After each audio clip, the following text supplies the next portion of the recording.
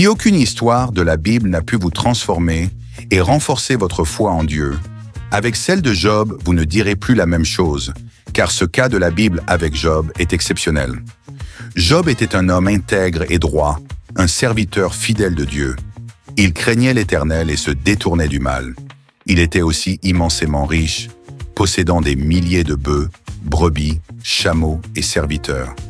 Son foyer était béni, il avait 10 enfants qu'il aimait profondément.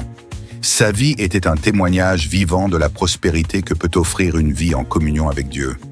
Pourtant, une réalité spirituelle se tramait dans les cieux, une vérité qui va révéler des secrets profonds sur la foi et l'épreuve. Un jour, Satan se présenta devant Dieu. L'Éternel lui demanda « As-tu remarqué mon serviteur Job? Il n'y a personne comme lui sur la terre, un homme intègre et droit. » Mais Satan, l'accusateur des frères, répliqua « Job te sert-il gratuitement? N'as-tu pas mis une haie de protection autour de lui, de sa maison et de tout ce qui lui appartient? Mais touche à ce qu'il possède, et il te maudira en face. » Ici se cache une vérité puissante. La foi véritable ne dépend pas des bénédictions matérielles. Trop souvent, nous aimons Dieu pour ce qu'il nous donne, et non pour ce qu'il est. Job était-il fidèle parce qu'il était riche? Était-il intègre parce qu'il était en sécurité? Beaucoup aujourd'hui ne servent Dieu que par intérêt. Mais Dieu voulait démontrer que la vraie foi transcende les circonstances. Dieu permit alors à Satan de toucher les biens de Job, mais sans attenter à sa vie. En une seule journée, Job perdit tout. Ses troupeaux furent volés ou brûlés, ses serviteurs tués, et pire encore, ses 10 enfants périrent dans un effondrement. L'épreuve était d'une brutalité inouïe. La réaction de Job nous enseigne un principe fondamental de la foi. Face à l'inexplicable, au lieu de maudire Dieu, il s'inclina et adora en disant « L'Éternel a donné, et l'Éternel a repris, que le nom de l'Éternel soit béni. » Voilà le secret d'un cœur enraciné en Dieu. Il reconnaît que tout vient de lui et que tout lui appartient. Combien aujourd'hui abandonnent Dieu après une perte? Ils ne comprennent pas que la souffrance n'est pas toujours un signe d'abandon divin, mais parfois un test d'élévation.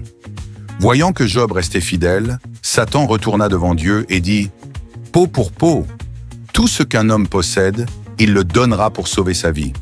Mais touche à son corps, et il te maudira en face. » Dieu permit alors que Satan frappe Job d'un ulcère malin, des pieds à la tête. La douleur était insoutenable. Job, autrefois respecté, devint un rebut. Sa femme elle-même lui dit « Maudis Dieu et meurs. » Mais Job répondit « Nous recevons de Dieu le bien, et nous ne recevrions pas aussi le mal ?»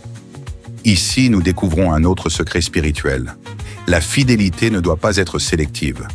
Beaucoup acceptent les bénédictions de Dieu, mais refusent l'épreuve. Or, dans le royaume de Dieu, la foi n'est pas une assurance contre la souffrance, mais une force qui nous permet de la traverser sans faillir. Les grandes destinées passent souvent par des épreuves. Joseph a été trahi et emprisonné avant de devenir gouverneur.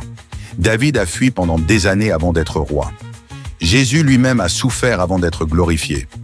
Les amis de Job vinrent alors et, au lieu de le réconforter, l'accusèrent. Pour eux, s'il souffrait, c'était qu'il avait péché. Mais cette mentalité est erronée. Toutes les souffrances ne sont pas la conséquence d'un péché. Parfois, Dieu permet l'épreuve pour révéler notre cœur et nous préparer à un niveau supérieur. La souffrance de Job n'était pas un châtiment, mais une démonstration de sa fidélité. Job, dans son affliction, cria à Dieu, cherchant une explication. Il ne comprenait pas pourquoi l'innocent devait souffrir. Mais alors, Dieu lui répondit depuis la tempête, non en expliquant, mais en révélant sa grandeur. « Où étais-tu quand je fondais la terre? Dis-le si tu as de l'intelligence. » Ici réside un autre mystère divin. La foi n'a pas toujours besoin de réponse. Dieu est souverain et parfois il ne nous doit pas d'explication. Notre rôle est de lui faire confiance, même dans l'incompréhensible. Job s'humilia alors, reconnaissant la majesté divine. Et Dieu, voyant son cœur pur, le restaura. Il lui donna le double de tout ce qu'il avait perdu, bénissant ses dernières années, bien plus que les premières. Ce dernier acte révèle le plus grand secret de cette histoire. L'épreuve n'est pas la fin, mais une transition vers une gloire supérieure. Le chrétien qui tient ferme dans l'épreuve reçoit une double restauration. La fidélité de Job n'a pas seulement changé sa vie, mais a laissé un témoignage éternel. Ainsi, Job nous enseigne que 1. La vraie foi ne dépend pas des bénédictions matérielles. 2. L'épreuve n'est pas un signe d'abandon divin, mais un test de fidélité.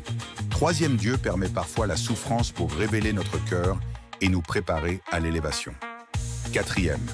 La foi ne demande pas toujours des réponses, mais une confiance absolue en Dieu. 5. La fidélité dans l'épreuve conduit toujours à une restauration divine. Que cette histoire transforme ta foi. Peu importe ce que tu traverses, sache que Dieu n'a pas dit son dernier mot. Si tu tiens ferme comme Job, ta fin sera plus glorieuse que ton commencement. Que Dieu te bénisse.